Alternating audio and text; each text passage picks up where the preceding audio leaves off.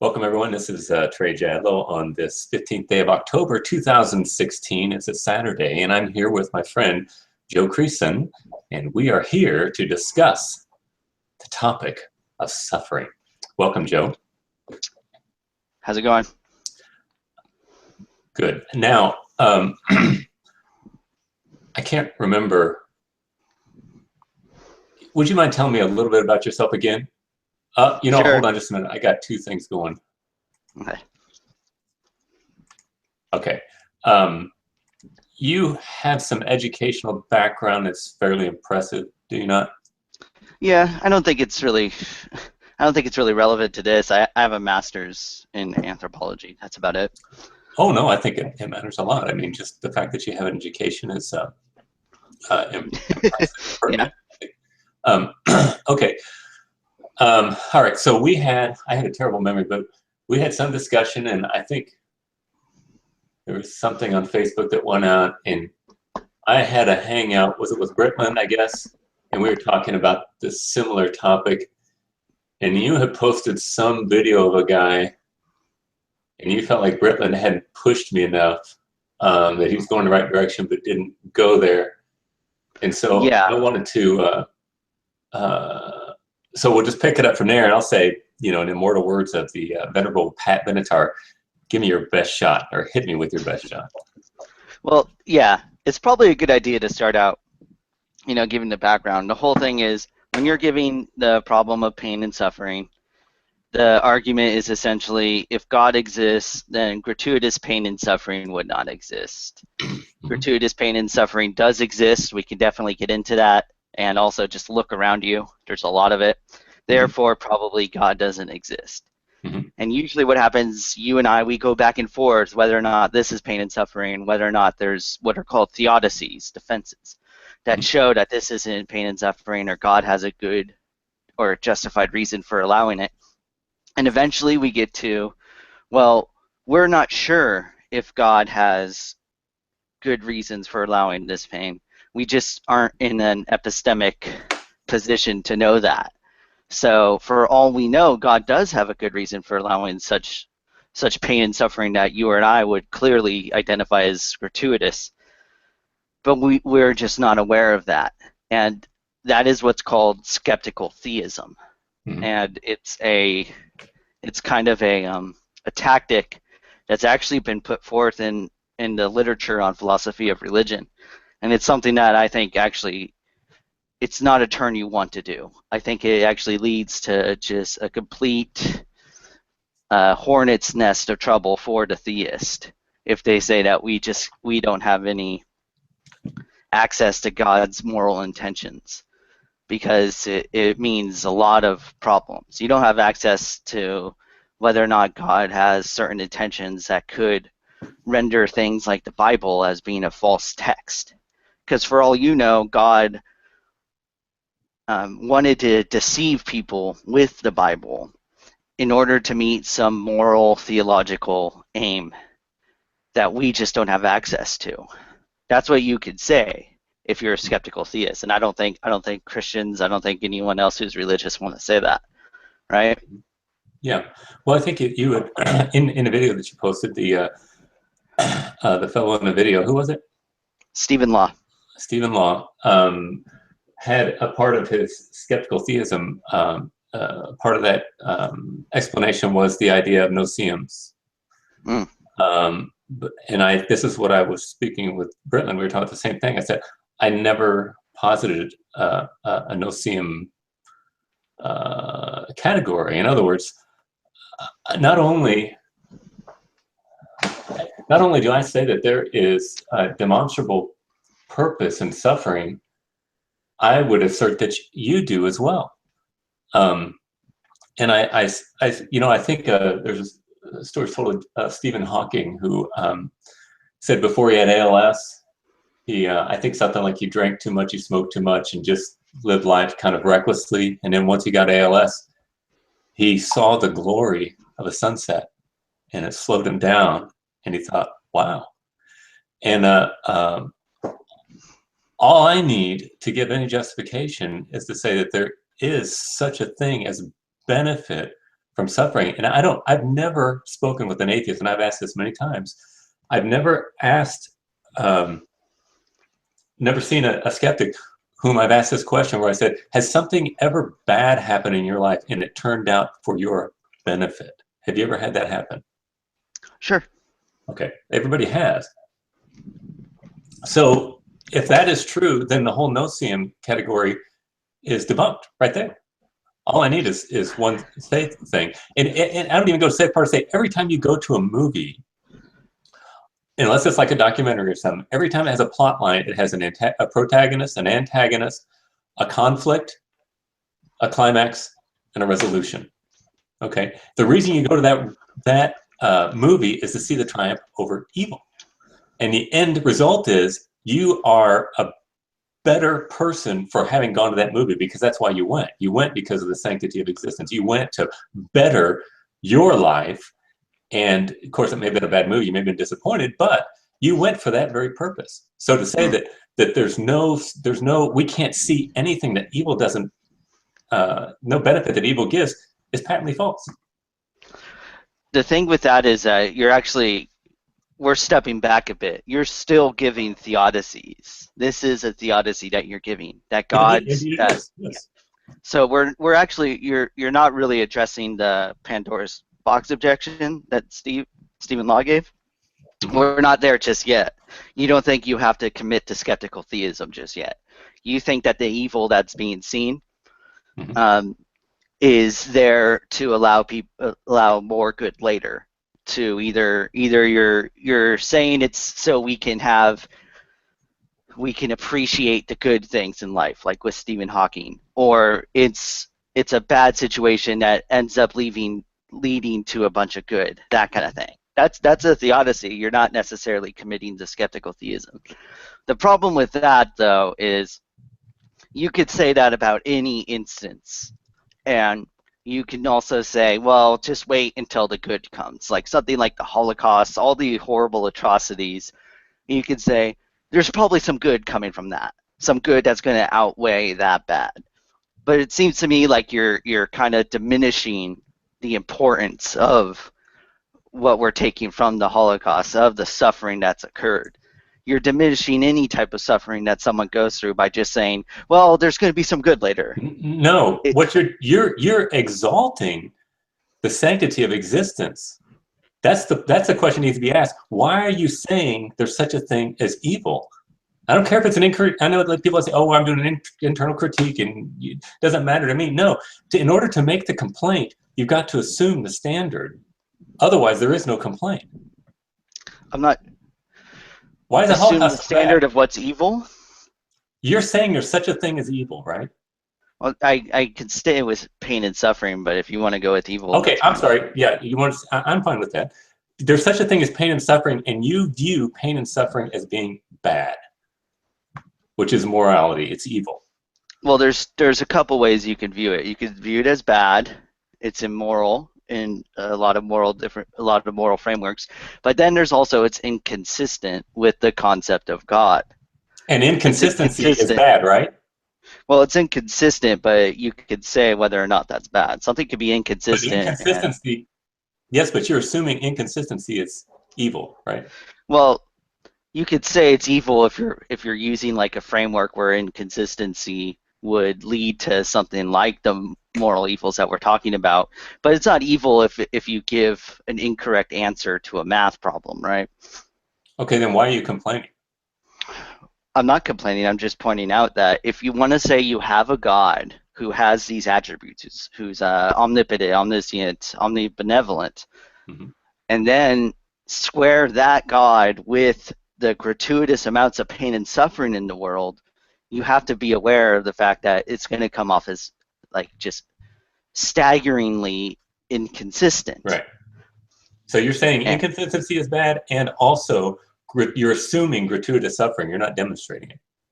Well, yeah, we can get into that. Like, for example, like there's hundreds, thousands, millions, even billions of years of animal suffering that has happened even before humans came about. That seems like just that. I'm sorry? I'm a young Earth creationist. Even thousands of years, though. Even Okay. if you think the Earth is only 6,000 years old, thousands of years of animals going through the circle of life before And why humans is there even suffering? came. I'm sorry. Why is there suffering from my perspective? Well, what is the reason for such pain and suffering? I Sin. guess that's something sin. What did animals do to deserve sin? Are you saying there is some system of justice whereby it's unjust for animals to suffer? No, I'm just asking you why animals are like at the. Why do animals also have to suffer for sin? Because isn't it humans who sin? It is humans who sin, but there are, what do you call it? Like collateral damage that happens when people do things, and the entire world was thrown into an entropic state, which includes animal suffering by the sin of mankind. I don't. Is that unjust or something? And The again, collateral you're assuming. damage is usually kind of a bad thing, is it not? It's usually an unjust thing to have collateral damage in a situation. The thing about it, it's not only bad that it occurs, but it's inconsistent with with a being who is divinely resourceful. God, I can only assume that something that's omnipotent, omniscient, omnibenevolent would figure out a way to have us learn from the concept of sin without having collateral damage, without having Okay. animals rip each other apart for thousands of years. Okay.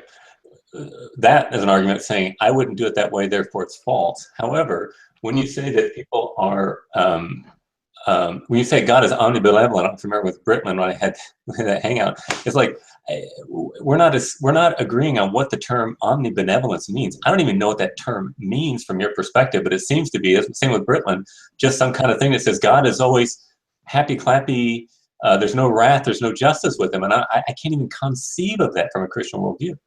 Well, that's a good point. We should try and flesh out these terms. What do you mean? Do you think that calling God omnibenevolent would be correct? What I'm gonna interpret omnibenevolent to be is omnibenevolence is that which gives him the most glory. So first of all, the first two great commandments in Christianity are love the Lord God with thy heart, mind, soul, and strength. Love your neighbor as yourself. Okay, Jesus said, on all these rest the law and the prophets. Everything based on those two things.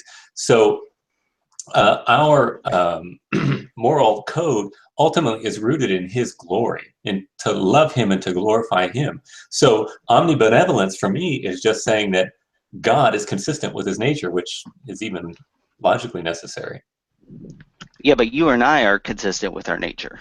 You're not really Okay. telling me that much. If you're saying that God is consistent with his nature, that's why he's that's consistent with omnibenevolence. You and I are Uh, consistent with our nature, right? um, yes. So what do you mean when you say God? What is it? I wrote this down. Um, Omnibenevolence is something being consistent with giving God the most glory, and that's based off of him being consistent with his nature. But I can say that about me. I could say omnibenevolence is something that's consistent with giving me the most glory, and the reason why is because it has to be consistent with my nature. That's right. You're not really saying anything when you say. But you're a contingent being, and you have you have fallibility among you. But if in fact you are self-existent and you are indeed existence itself, then you must be um, uh, consistent with yourself. Omnibenevolence would just be that's just what is. And I agree that you sound like you're not saying anything, but we can't do that because we're dependent creatures and we have moral imperative and we have secondary causality as a part of our existence. God does not. So you can't Why? make a direct correlation to that. But I don't see why, because he's not, because we're contingent and he's necessary. I don't see why that makes the difference. Exactly. Because we're fallible and he's not. In other words, we make mistakes. We do not, we're dependent in our nature. So I can't say, oh, good is just whatever I do. No, I am dependent upon him. He is the one that commands me what I must do. I don't command what I must do. And my glory is not the center of all things. So God just doesn't make mistakes. He can't make mistakes, otherwise he would be dependent by his definition. He would depend on that which gave him the new information or from which he learned. He can't learn anything. I mean, it seems to me like, okay, you could posit such a God, but positing such a God means that you can't posit God as being a personal God. Are you right? personal? I'm sorry? Are you personal? I'm a person, I guess. I act as an agent, right?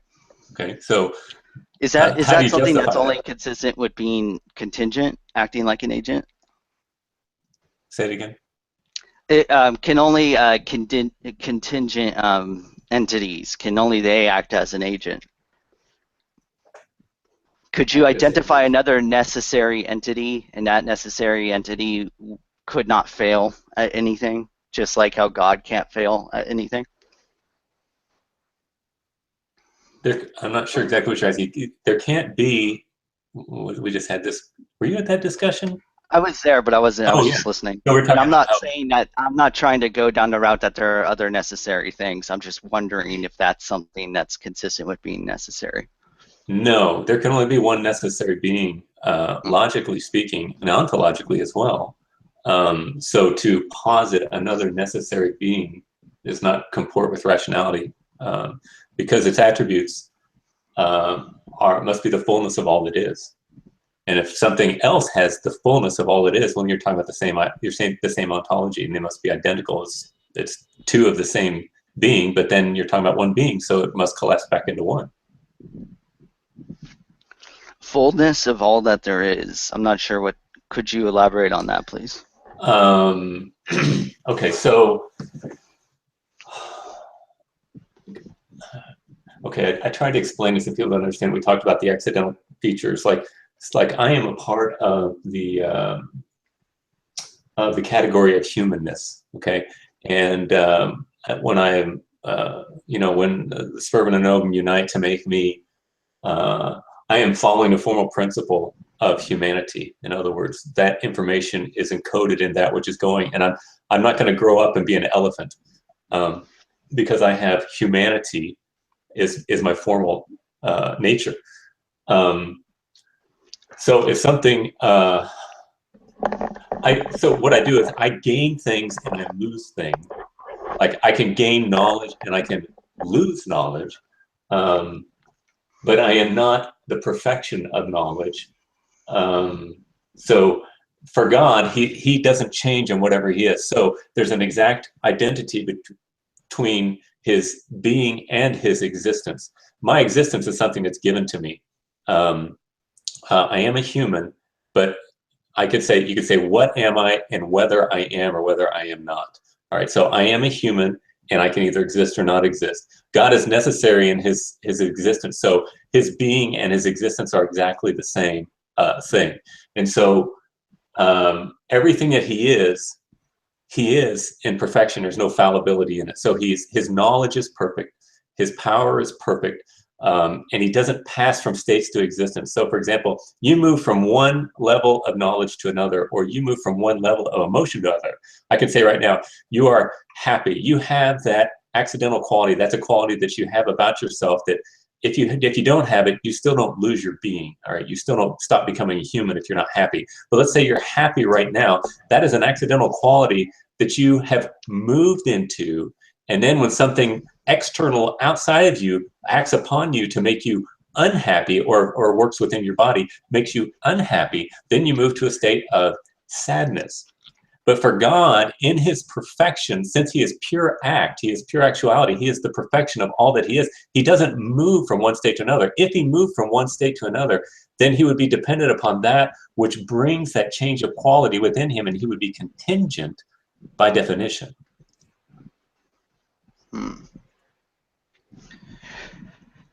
I'm trying to think. Yeah, again, I don't see how this could make God personal. It seems like you're describing God in terms of being in terms of the concept of divine simplicity. Yes, but but even theologians agree that this would render God into like some sort of property. This would render God. Not very good theologians like Alvin Plantinga. He's You don't weak think on this. he's not a very? Oh, okay, all right. Not on that Go issue. ahead. Not on. He's very bad on his theology proper. In fact, it's horrific. This is something that's been lost. All right. So when we had the Enlightenment occurred, and we moved from Aristotelian physics to early modern physics, there was a great improvement as we can look at, say, how one physical bit reacts to another physical bit and how they interact, and that's how we look at a causality. And that's a great thing because it helps us to build things a lot better than we could under Aristotelian physics. However, I think we threw the baby out with the bathwater when we threw out formal cause and final cause. Those were thrown out of the mix of the fourfold causality of Aristotle. So when we, at that time, and also with Immanuel Kant, really, when Kant came in, he basically put God in the numeral realm, said we cannot know anything, so metaphysics were thrown out the window. There was a great shift. I mean, it's called the Kantian Revolution for a reason. There's a great shift in the way everything was looked at, and I think it was a travesty. A lot of stuff was lost. And so, for example, you look at the scientific community today, and they're utterly, I won't say ignorant, they're stupid when it comes to philosophy. And of course, there's some gaining back of that. But even in theology, with the advent of Kant, Kant says you can't know these things, therefore you must just take it in faith. Many theologians fell at his feet, and I would say, it's my opinion, I might make somebody mad here, that presuppositionalism, we get so mad when we say this, but they have fallen dead at the feet of Immanuel Kant. And they've given up, said, "Oh, we just got to accept it. You just assume it. And I think that's wrong. I think that there is much to be regained by going back. In fact, I think we should have a new renaissance in philosophy and going back and looking at the ancient Greeks and don't take everything they say, but learning from them again. And it'll enable us. That Plankton is one of those guys. The doctrine of simplicity is just now being regained. In fact, it's in my church. My church's Association of Reformed Baptist Churches of America that are, I think, are on the forefront of this, and a lot of the Presbyterians are on with it too. But a lot of very popular theologian, William Lane Craig, is horrific. He's terrible on these things. Rob Lister. There's several men that are very popular. Bruce Ware, who is an evangelical, very famous, that are really, really bad on these issues. And it's important. We're regaining this, but it's important that we look historically why they had these ideas. They're not very deep thinkers when it comes to these issues, and that's what I want. I want to know I want to get to the substance, and I want to look at the history and learn from it. And I think we're regaining that now. Yeah, but Plantinga and Craig, they both have different reasons. They both share one reason, is that they think that God is a personal being. Yeah, and they don't that's think the problem. they don't hold on. Yeah, they don't think that squares with divine simplicity. Craig also thinks that God is free, and he actually takes on the property of being temporal when he creates the universe. Yes. So that's why he doesn't want divine simplicity. Yes. Well, you're pretty smart. That's amazing. You know that. I know this stuff. Don't worry. Well, because divine simplicity, people will affirm it, and then they'll try and run William Lane Craig's arguments, and they don't realize that William Lane Craig doesn't like divine simplicity because he thinks that temporality is an accidental property of God. Yes. And he took it on. He stopped being eternal at the moment he created. Yeah, exactly. And I would place him in the category of almost being he's a theistic personalist too, as a tritheist. I am so against William Lane Craig. I don't know that he's a Christian myself personally. I think he is so off in his doctrine of God that it's just something that can't even be overlooked. It's really bad. Plantinga not so much so. They're not the same way. They both deny simplicity, but I'm more gracious with Plantinga. But not with Craig, man. And that guy, his Molinism, he is just he's a philosopher first and a theologian second, and he has he's a smart guy, but his theology is horrific, just really bad. Yeah, he's a very smart guy. You're also against his Molinism. Like a lot of, even with divine simplicity, a lot of it is he needs libertarian free will for the Kalam to work. So I assume you don't accept libertarian free will? No, I'm a compatibilist. No, he says God has got to deal with the cards that he's been dealt. Now think about that. If he's God, who's dealing the cards to him? Yeah, that's not. Yeah, it's just ridiculous. I mean, on face, I just think, how can people believe this stuff? Well, wait a minute. Do you think that God has free will? You think he has like what we would call libertarian free will? He has the ability to choose otherwise? I don't know about. I know that he is who he is according to his nature. But of course, if he were determined by something other than himself, then he would not be uh, He wouldn't God. be he wouldn't be necessary either. Yeah, right. That's right. Yeah. But when you say he is, it seems like he is contingent. He's contingent on his own nature, right? Well, he is who he is. I mean, it's not like it's. For example, there's certain things God can't do. God cannot deny himself. He cannot. Otherwise, again, it would show fallibility and inability, and he would be contingent by definition. So the nature itself has its qualities that are definitional to who he is, but it's not like, again, with simplicity, God is. There's not something outside of God making God to be God. Hmm. But with free will though, it seems like he's dependent on his nature. But that's what you would say for someone who doesn't have free will. They can't help themselves due to their nature. Well, and think about this, Joe. I mean, God lives in a realm of pure being. There is no predication. And this is why it's an incommunicable attribute. Everything that we do is by way of predication.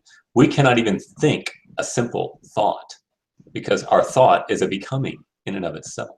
So it's that's why we have to use analogical language and anthropomorphisms and anthropopathisms. When God, talking about God having parting the seas with a blast of his nostrils doesn't mean he has a big nose. It means he's taken on personal property so that we can relate to him. In other words, he has to speak with becoming language in order to relate to us. Otherwise, that's what analogical language is. Otherwise, there's no connection to us.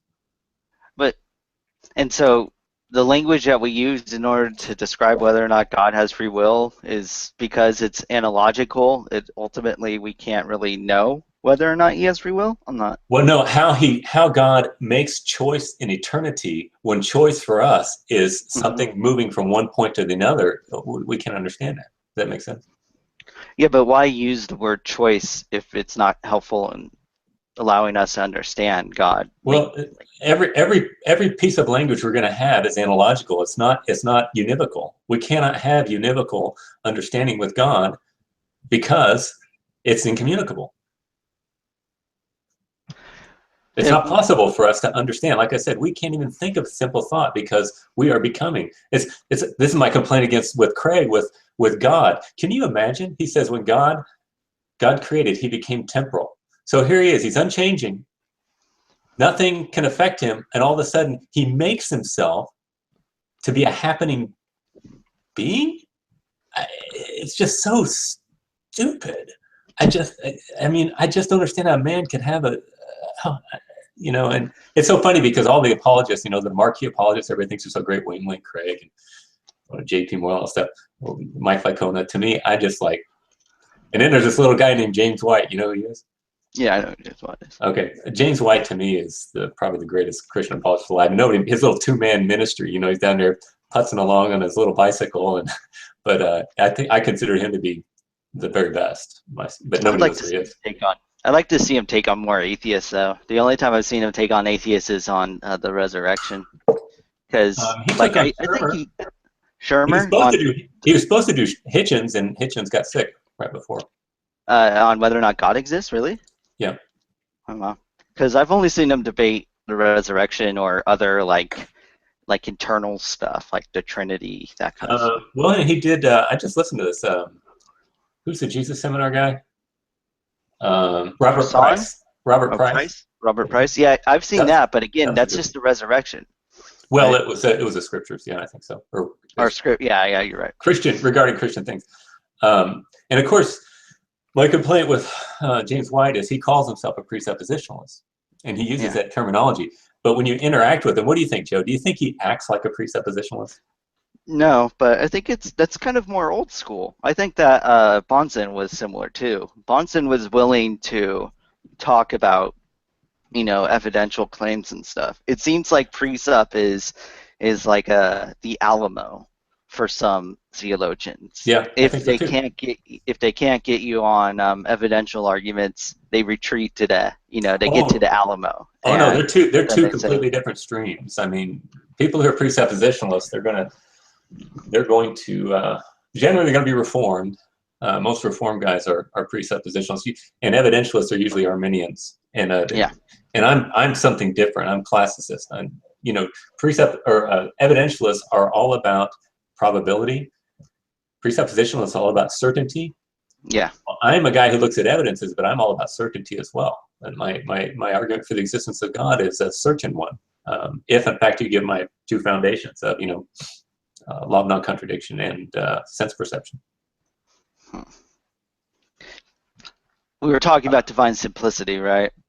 Divine simplicity, and well, it's just when you affirm divine simplicity, you're saying that this attribute of God is the same as this attribute. You're saying that his omnibenevolence is his omnipotence, is his omniscience, is his love, is his glory, is all these attributes of God. It seems like I don't understand how every time you mention a specific part of God, you can't just end it with saying, but ultimately we don't know. We're using analogical language.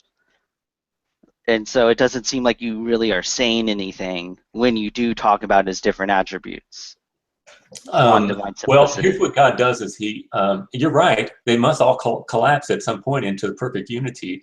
However, the analogy that James Dolezal uses, he's got a God with James who?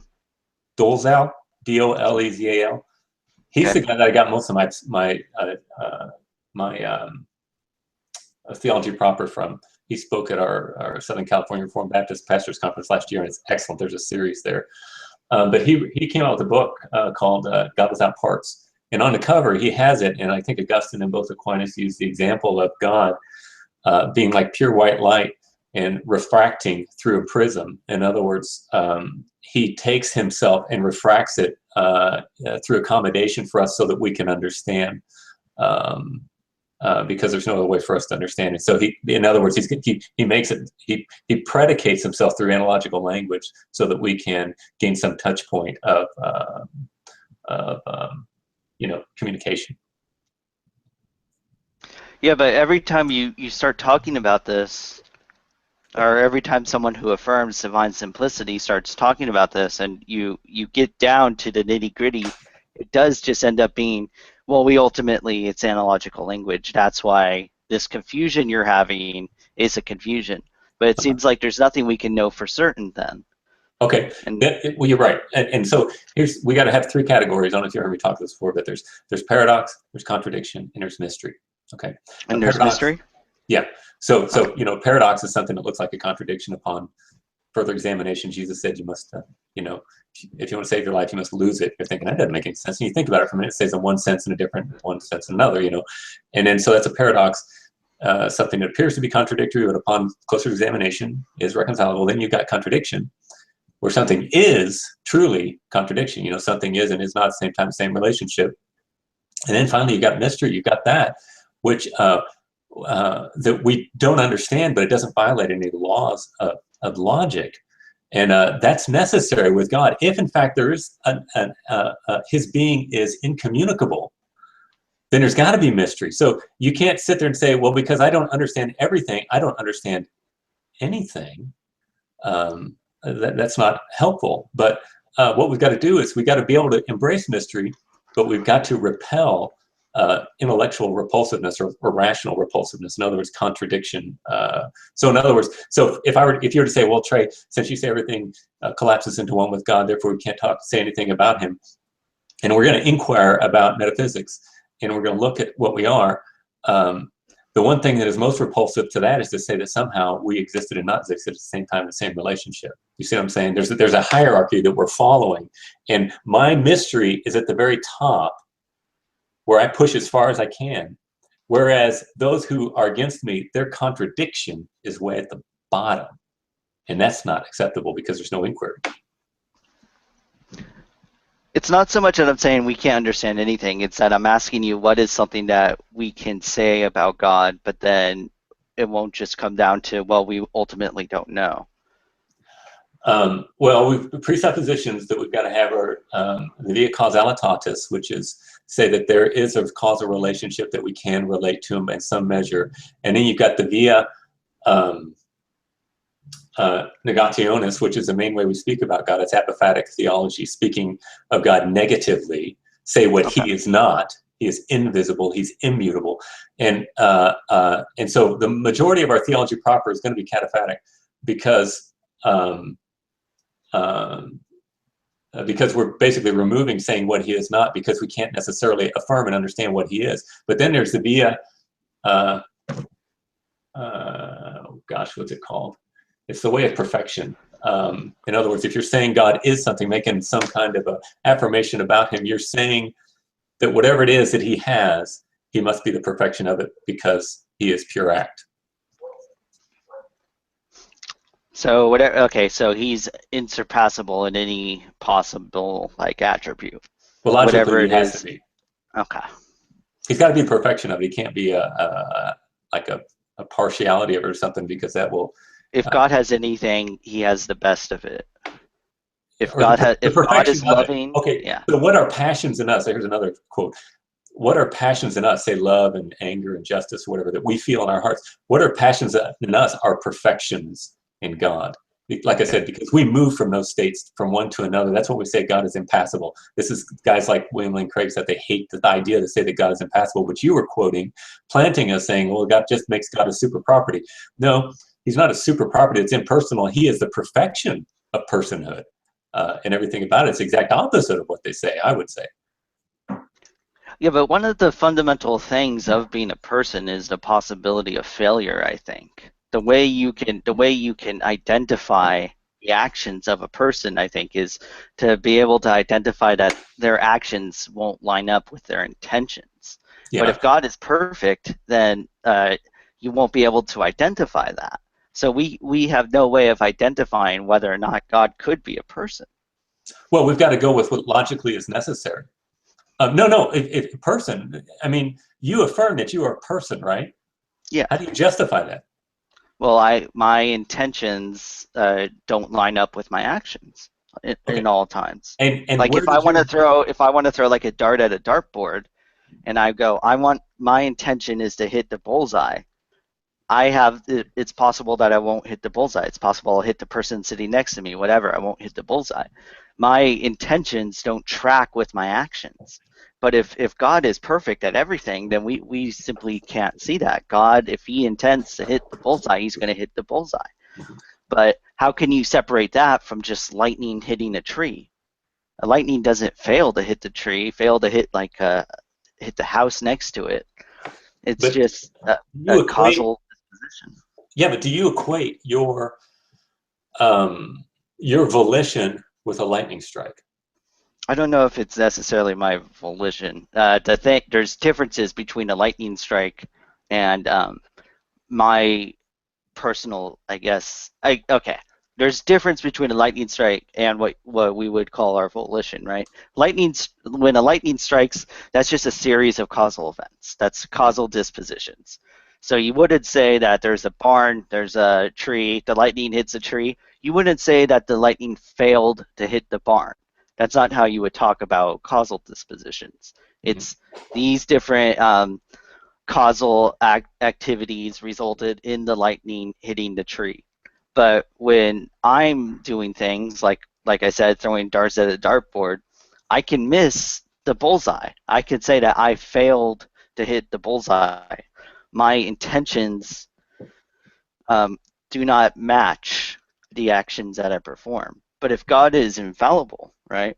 If God can't fail to do anything, then how can you separate his activities from something like lightning hitting a tree? Well, there's a couple of things I want to say, but what is the activity of God ad intra, which means as God as he is, not as he expresses himself and as he refracts himself into this world? How is God? What is it for God to do activity as pure act, where there's no passage of time? Well, I'm not really sure what you mean by pure act, but I would imagine something like, having Jesus come down to earth, performing miracles, that kind of thing, that's activities.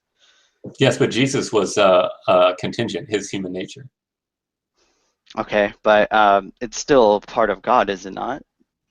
He's the person of God who takes on an additional nature. So we talked about this in the hangout the other day, that when God acts, though, God doesn't act as he can't.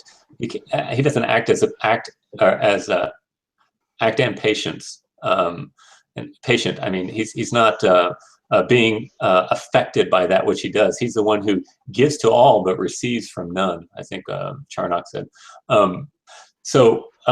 This seems to go against divine simplicity a whole lot, though. I mean, Okay. he becomes. I mean, he's taking on a new property, a But it's property not of essential to him. becoming. It's not What do essential you to mean? him. It's not essential. Jesus isn't essential to. His human nature is not essential. It's an additional nature that is not. It doesn't define God before he made it. How can God? Okay, if you're divinely simple, it's okay to take on non-essential properties. Yes. But isn't that an essential property of God that it's No. That's okay for him to take on? So it's not essential, but then, I mean, it seems like that's an essential property of God. He already has all his essential properties, but he could take on additional properties. That's essential to God's being, is it not? No, it's not, because he is not defined by his human nature ad intra. It's something that he participates in and takes on, but it doesn't affect him as, like, for example, may I use the example of walking in the sand, where we get indentations on our feet from the sand. I'm not, He makes the footprints, but he doesn't get indentations. but I don't see how it's not taking on another attribute, only because it's not an essential attribute. So you're saying God becoming Jesus and coming down to earth isn't essential for God's like Right. theological aims and goals. Right. He could have done it another way. Could have done well. I don't know if he could have done another way. The way that everything is the way it is. I don't know. I don't know that. It seems to me like it is essential for Jesus to have come down and for the atonement and everything. It seems In the essential way that to he has when you, done it, yeah. yes. But to say that, I mean, how would you decide that it's essential how would it be essential that God became Jesus, came down to earth and everything? How would you be able to say that that's essential? I'm saying, when I say it's essential, I'm not saying it's I'm not saying that being. I think we're equivocating the term essential here. I'm talking about his human nature is not definitive eternally as to who he is. He's not defined. You know, before Jesus had a human nature, before God had a human nature in the person of Jesus, he was not lacking something before he had that nature in his being who he was. It's not necessarily about not lacking anything. With divine simplicity, I think just showing that he takes on a new attribute, you don't have to imply that he was lacking that attribute. It's just the mere fact that he had to take on that new attribute that would negate the concept of divine simplicity. And it seems clear to me that Jesus, as a contingent being, like you said, being born in time, he's taking on, and then Jesus, the atonement, resurrecting, coming into heaven and everything. And with the concept of the Trinity, that's taking on a new attribute. He's taking on the attribute of Jesus, and that would go against divine simplicity. No, not at, he has interacted in this world, and that action is involving change within the realm in which we have. But he, in and of himself, is not dependent upon that human nature in order to be. I don't think that. Again, I don't think that it's not that it's some sort of flaw in God's nature. It's just a flaw. It's just a problem with the concept of divine simplicity. You could still have God exist. It's just he's not divinely simple. So I don't. I think that right now I'm just trying to show that I don't think divine simplicity is going to work. And I think one of the ways you show that is by showing that clearly when he wants to perform the actions of Jesus and stuff, he's no longer divinely simple. He's taking on actions in time, which is something that an immutable, timeless, changeless entity as God, in terms of being divinely simple, cannot do. Okay, well, and you sound like William Lane Craig very much so. So you're I mean, saying that's that, one of the arguments that he uses. Sure. yeah, Yeah. and he's very lonely in that camp. I don't know if you know that. Unless you're a follower of William Lane Craig, people don't generally hold to Well, a that. lot of, I mean, divine simplicity is, it's still kind of particular to certain like theological Yeah, it's called perspectives. historic Christianity. I think it's like, are Thomas, are they divine? Yes, yes. That's usually what I've associated it with. But But then which was recently, just the church. I've found more presuppositional apologists like actually kind of deferring to it. The other people who are into divine simplicity are people who want an answer to the Euthyphro dilemma. But yeah, I think that divine simplicity just becomes a mess for the theologian. Every time they talk about something that God does, every time they try and solve a theological puzzle, at the end of it they have to say, well, ultimately we don't know. We're just talking about it in terms of an analogy. Mhm. We ultimately are unsure. But then it kind of makes like it kind of makes a mockery of anyone trying to say they can speak about the reasons why God has allowed things, the reason why God doesn't allow things. It makes a mockery of things like what we started out with, a Mhm. problem of pain and suffering.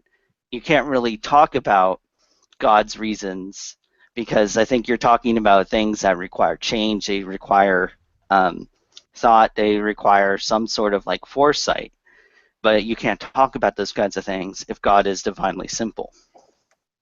Um, Again, I mean, I will defer once again to the concept of mystery.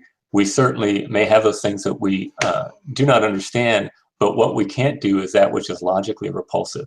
So again, I'm at the top of my tree and saying, yes, there is mystery, but from, I don't know where you stand, but people from your camp want to start out with contradiction at the base.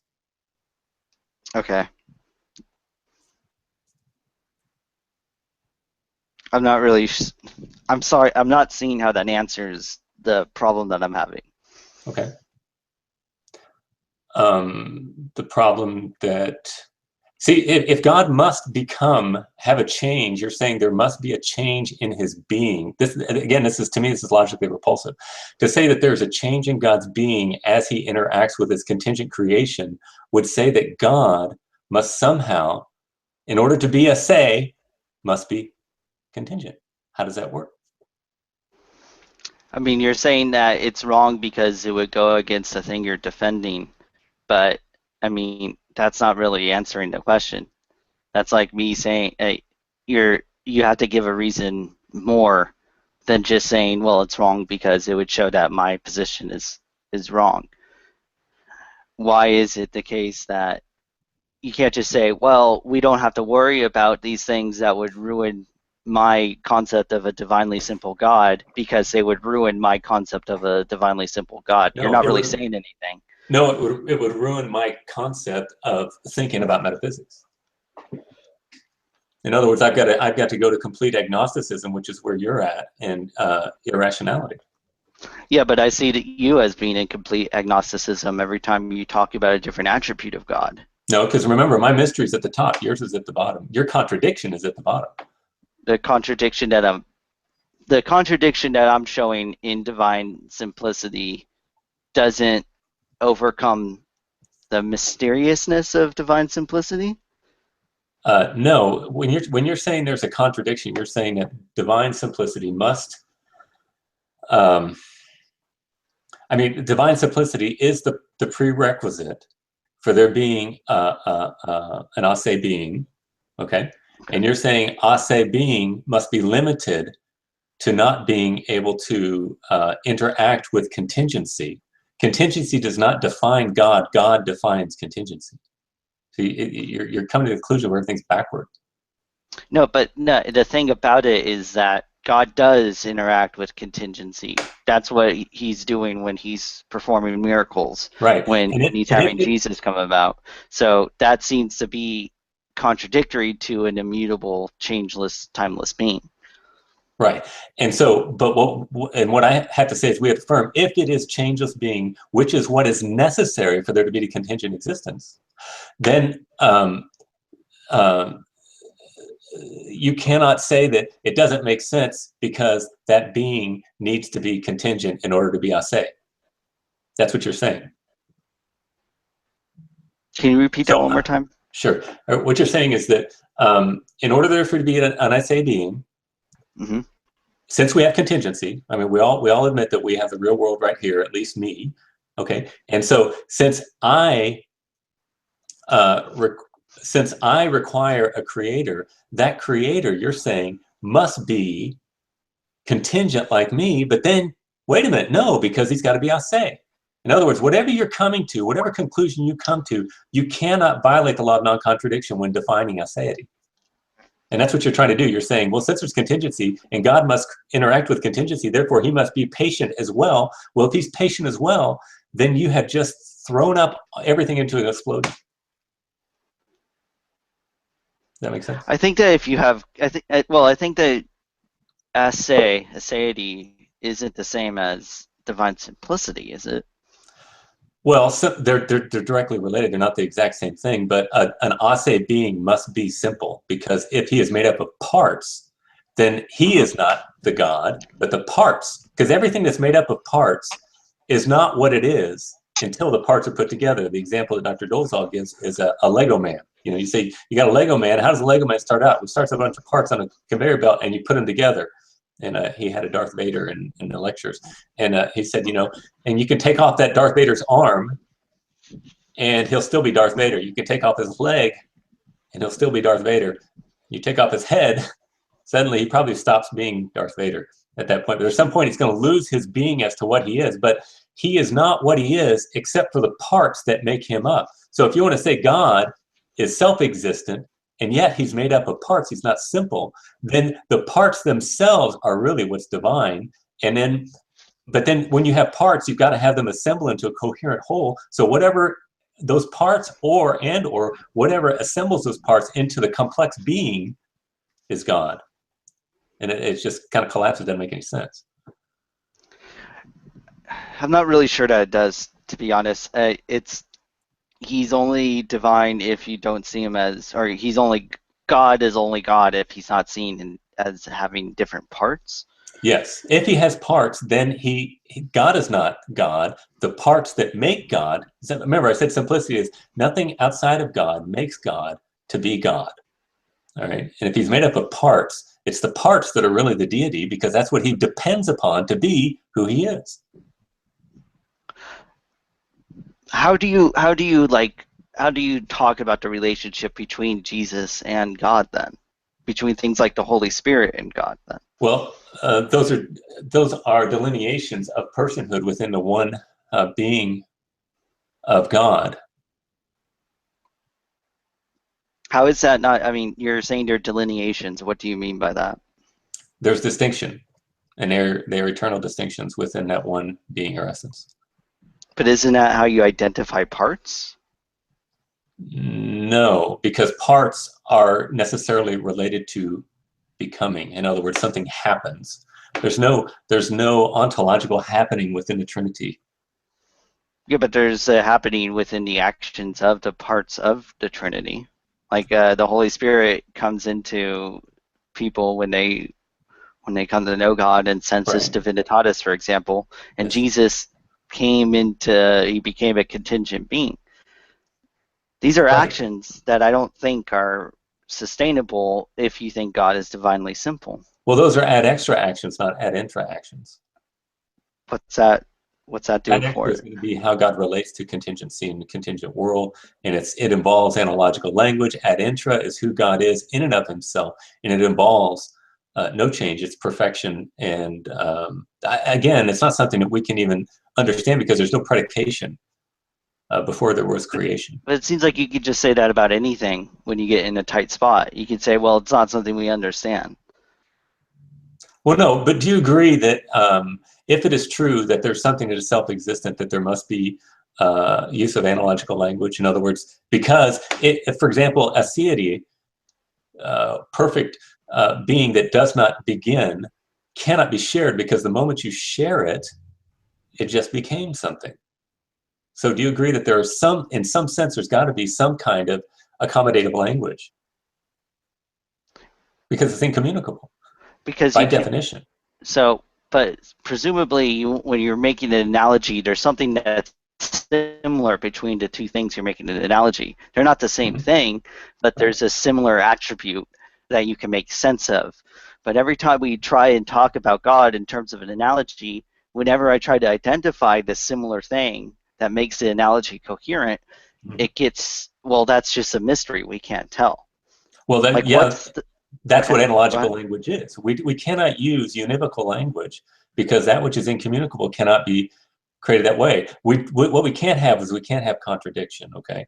Um, but there's got to be, I mean, just logically speaking, there's got to be some point at which there has to be mystery because it's incommunicable Yeah, but you for could say, us. I mean, but you could say that, but every time anything I identify ends up being where the mystery is. It's gonna ultimately end in mystery. Just like somebody, for example, in the Old Testament, God would visit the people with the Shekinah glory. That was a mediated, that was a mitigated. Remember, God says, "No one has seen my face and live." In other words, uh, um, God's revelation of Himself to mankind is always going to be an accommodated revelation. But just because it's accommodated doesn't mean it's not real.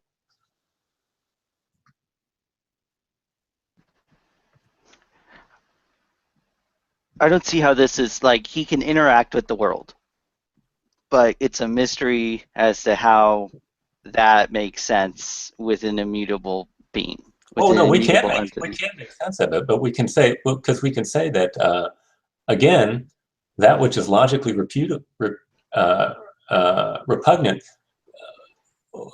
we can certainly know that for sure. For example, again, I always come back to this, that we are not self-existent. We are dependent on something for its existence. Therefore, we know that God exists. But when you get up to the top and you say, how is God, for example, God being identical with His essence and His being, and how does everything, all of His attributes, collapse into one essence? Well, I cannot comprehend that, and I can't predicate about it because it in and of itself is not predicated.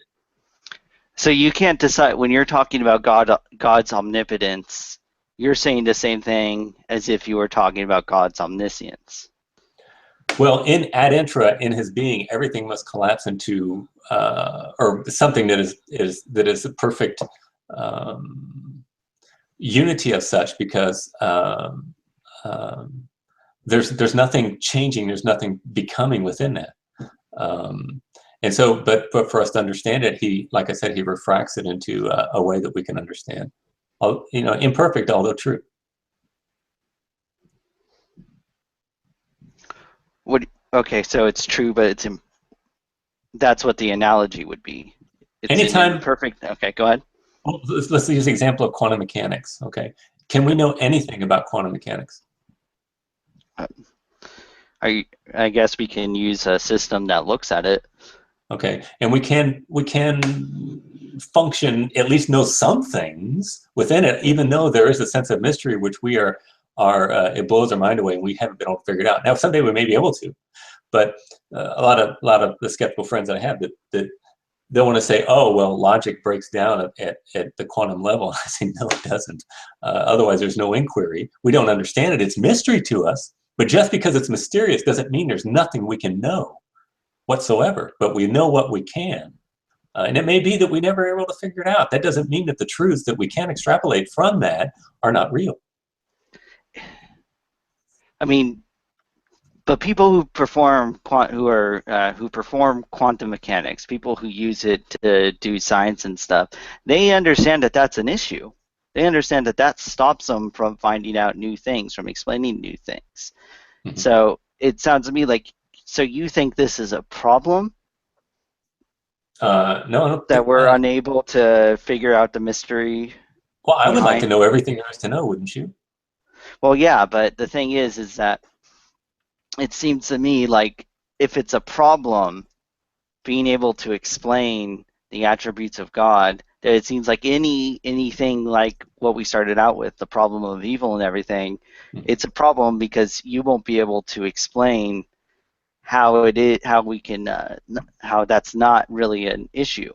Yeah, But because I'm then not the omniscient. problem of evil is an argument, a persuasive argument, in my opinion, showing that God doesn't exist. Mhm. Which, again, in order to say that there's such a thing as evil, you're assuming a standard. So I, your very presupposition, in order to question it, renders your complaint invalid. well, remember, there's two different things. There's a standard you can assume, and that's if you can establish like some sort of moral framework. And then there's just pointing out an inconsistency with concepts. Yes, If but you're saying that God has these attributes, then it seems inconsistent with those attributes for gratuitous pain and suffering to occur. yes, but what is gratuitous? Gratuitous as in like there's no justified good reasons for God to allow such pain and suffering. Right. So you're saying that you see evil, and then you do not think that it's a good thing. Therefore, it's too much.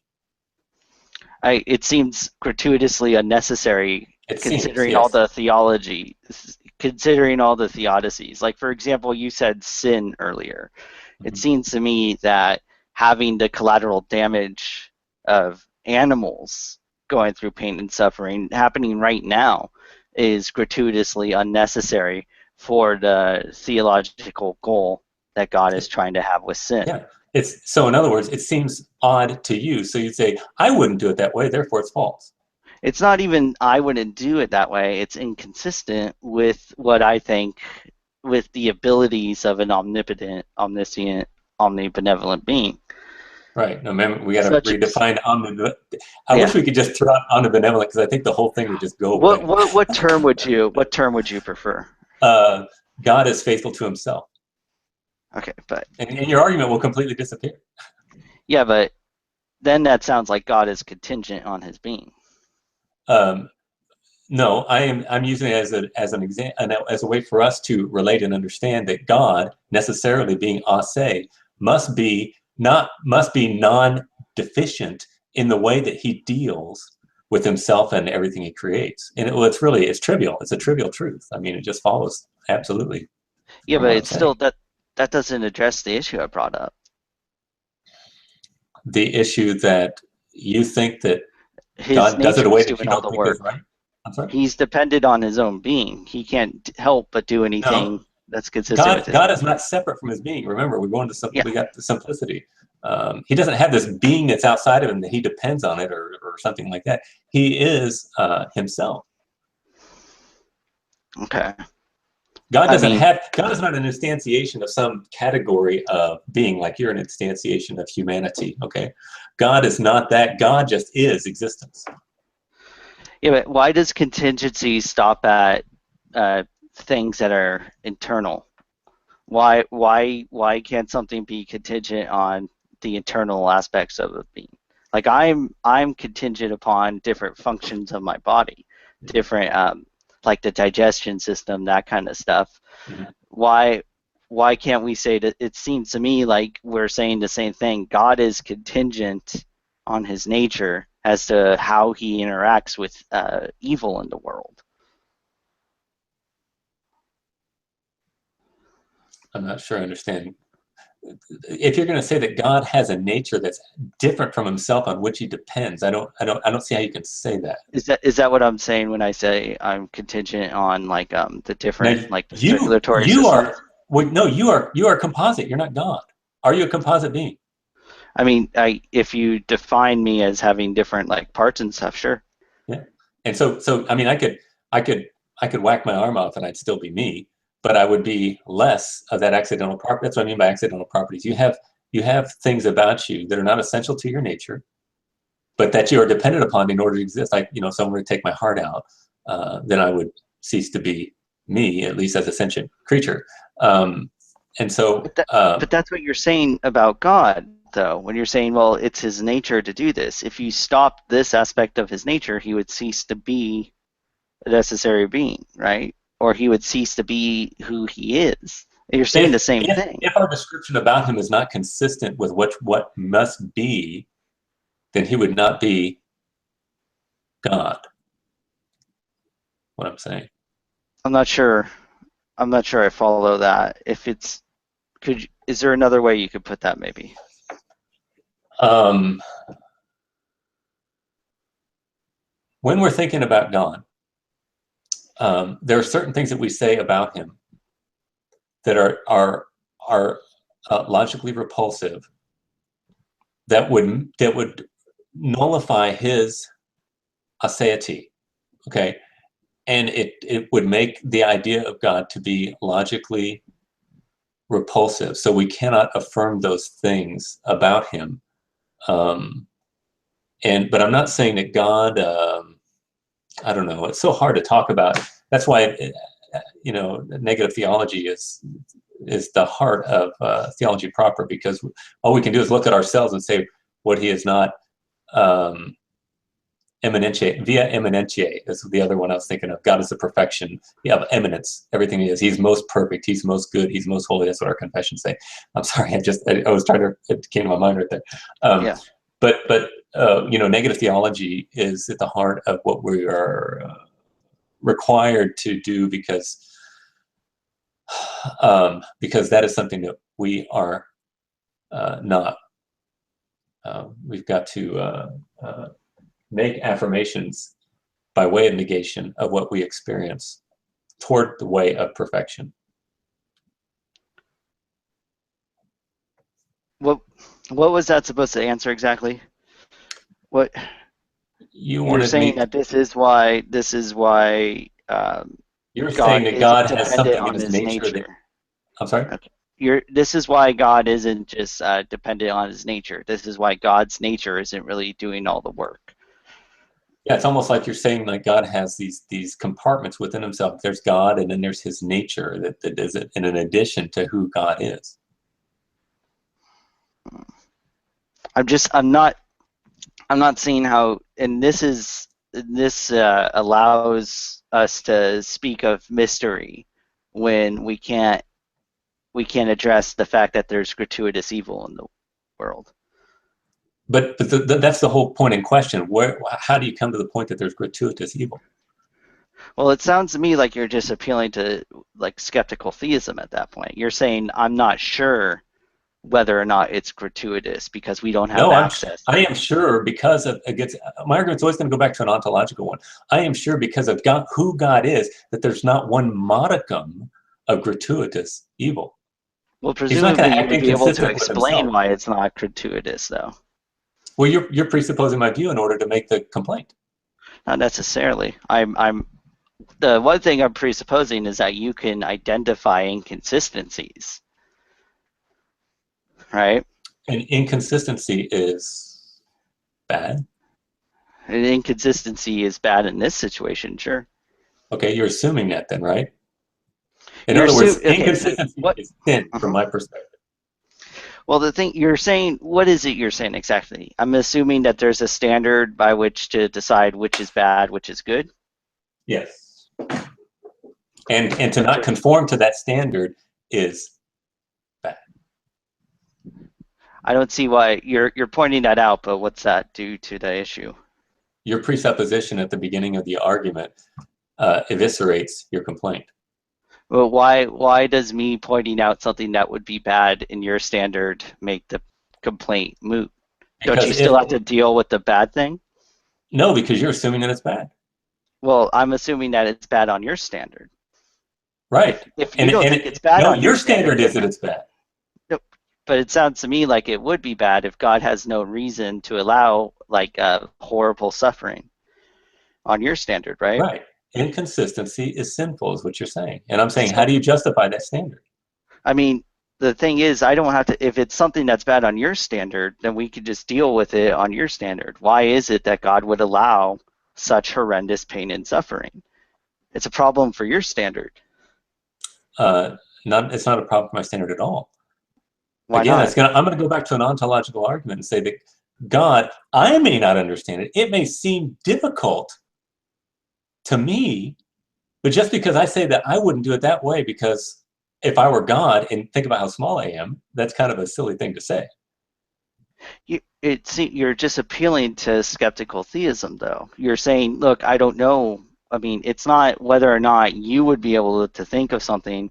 It's that you cannot think of anything, any justified good Oh, reasons no. that God would Remember, we have. started out, I can think of reasons in my life where, in fact, I've had some significance. Well, to me, it was significant. Maybe to others, it wouldn't be, in my life. And it has worked to my benefit marvelously and made me a much better person. And like I said, every movie you go to see that. You go to see evil, the struggle with evil, and you want to see the triumph of good. But then So, you are limiting God in that extent. You're saying that God couldn't allow these good things to occur in people's lives unless horrible things like the Holocaust, like the millions of people killed by Stalin and all those people occurred. yeah. Well, let me give you a quote from Jonathan Edwards. He said, "How can God be happy and decree calamity? Well, consider that he has the capacity to view the world through two lenses. Through the narrow one, he's both grieved and angered at sin and suffering. But through the wide one, he sees evil in view of its eternal purposes. Like a mosaic, the individual is ugly, but the whole is beautiful." There's another way maybe I can approach it to show you the issue with this. Okay. Stephen Law also has the evil God challenge, Mm-hmm. which it takes all these theodicies that are being thrown in, reverses them. It seems to me like someone who can affirm that there's an evil God that exists could just say what you said, but the reverse. Like you go, look at puppies being born, babies being adorable, all that stuff. All this good is actually to allow for a greater evil. And we could take the Edwards quote, John Edwards quote that you've made, and just change the words around in order to support the existence of an evil God. Okay. But that's clearly not the God that you're trying to support, okay, right? but evil then would just, you would be defining God as a contingent by definition with such a thing. How so? Because he's denying himself. Evil. How could God allow? He would be fallible in that he could not do what he wanted to do. Evil would be an affront against his own being. How could that be? He would be contingent. It would be an affront against the God that you're talking about. I'm talking about a God that has all the attributes. My God is perfectly evil. He's the perfection of evil. Okay, evil is the negation of the good. It's not a positive attribute. It's a negation of the good. Yeah, but how do you talk? I mean, you're saying that you use negative theology to talk about God. So yes. Presumably a negative attribute isn't, I mean. It's a lack of an attribute. I'm saying that it's like Richard Dawkins saying that God cannot change his mind, therefore, and I can change my mind, therefore I'm better than God. Greg Koukl does this. It's hilarious. The be able to change your mind doesn't mean that you made a mistake. There's something you didn't understand and you change your mind. It's not a perfection. It's a weakness. And that's what you're doing right now, saying, oh, well, if God could just deny himself, then How is he denying himself again? I don't see that. How is he denying himself by saying that instead of God being perfectly good, he's perfectly evil? How is it being a negative attribute make it so being the perfection of that attribute isn't possible? Okay, because evil is a deprivation of good. And if God is a deprivation, then he is a contingent by something outside of him. There's a standard of good outside of him that he doesn't meet. He is the epitome of contingency. But I don't see why you can't just say the reverse, that good is just a deprivation of evil. Good is just a deprivation of evil? Yeah, good is just a lack of evil. The existence, everything's going to be determined by existence, okay? So evil destroys or diminishes existence. Would you agree with that? I mean, destroying the existence of something bad would be a good thing, right? That which, everything that's good you're going to talk about is that which enhances the sanctity of existence, is what I always say. Can you repeat that again? I saw your cat in the background. So I asked my dog. okay. Every decision that you make on a moral stance is going to be focused and centralized toward the goal of existence. Okay. So, for example, evil for you, in a way you're defining it right now, is the destruction of human life. We all have this determination within us. We have been determined to value existence. And when we don't see existence, that's why we're having this whole conversation. We're following this determination that we have. When somebody diminishes existence, when somebody murders people with a hatchet, we say they are broken. And we're assuming that there is something, the sanctity of existence. So what you're saying is some God who could, he himself is existence, yet he glories in the destruction of existence. He's denying himself by definition. There's a couple things. I'm not talking about evil in terms of us. I'm talking about evil in terms of perfect evil. So we're talking about evil in terms of how God is evil. What is evil? I mean, God can be perfectly evil. perfect evil I mean, is the this kind of abomination to. incredulity, though, is it's the same thing I could say towards God being perfectly good, especially since I have plenty of evidence showing that there are things that a perfectly good God wouldn't allow. Okay, again, you appeal to just because I wouldn't do it that way, therefore it's wrong. It's not me again. Remember, I never said it's something I How wouldn't do do. how do It's you something determine something being bad then? It's a I sanctity of determined existence. something. It seems to me like, okay, if something were, I mean, you can have just something being like occurring, not like being destroyed, not no longer, I mean, not being like obliterated, still existing. That's evil. Perpetuating evil, perpetuating the life of someone who commits evil can What be is seen evil? as, I'm sorry? Destroying existence, right? Evil is destroying existence, It right? wouldn't be evil to destroy that human being, though, then. Because he is destroying existence, I'm right? sorry? I'm It not. wouldn't be wrong to destroy that evil that's destroying existence because he's destroying existence. You're assuming the So sanctity of existence in everything that you say. I don't see how that, like, I don't see how that negates the issue that I'm bringing up, though. Okay, That's listen, the Joe, I problem need to that's get going. happening. I don't see. Okay. Is it okay if we wind it down? I've got a ton of studying. I got a class I got to teach tomorrow, and I haven't really done any preparation for it. Sure. Yeah, And definitely. okay, well, this is one of the most fruitful discussions I've ever had, Joe. Yeah. You Okay. are very intelligent and You might. very Yeah. adult in your interaction, unlike so many of the people that I interact with. I mean, it's just, I'm so impressed that you know so much about William Lane Craig and You about might want his. to talk with who are called the Pal Talkers here. They know a lot more about this kind of stuff. There's this person named Jack. They all have that black belt symbol. They know a lot about this kind of stuff. Are they They Christian? can. No, they're not. They're the Okay. ones, but they know a lot about Craig. One of the reasons why is because Craig, despite his flaws in his views, he's very good at explaining this kind of stuff Yeah. to more people. Uh-huh.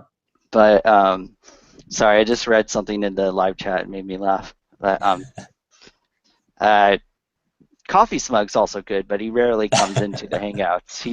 He knows a lot about this stuff as well. Oh, He okay. can engage you on the morality Okay. of this kind of stuff. But I think you should talk to those people as well, Okay. because they know about aseity, they know that kind of stuff. Uh-huh. Um, Well, maybe I can get you in contact with them. that'd be great. And see, here's the thing, Joe, is what I love it when there is an exchange of ideas back and forth. So I'm talking to you, and you're Mm-hmm. listening to what I'm saying, and you're talking to me, and I'm trying to hear what you're saying too. And there's actually some pretty thoughtful interaction rather than just trying to, win an argument or, whatever. Mm-hmm. But and you're very, like I said, adulting your interaction. So that's very helpful and very enjoyable to interact with you. So thank you for that. Yeah, sure. I'm glad you enjoyed it. Definitely. We'll definitely do this again sometime then. Okay. Yeah, that sounds good. All right, All cool. right. All right. Bless Take you. care, We'll man. see you.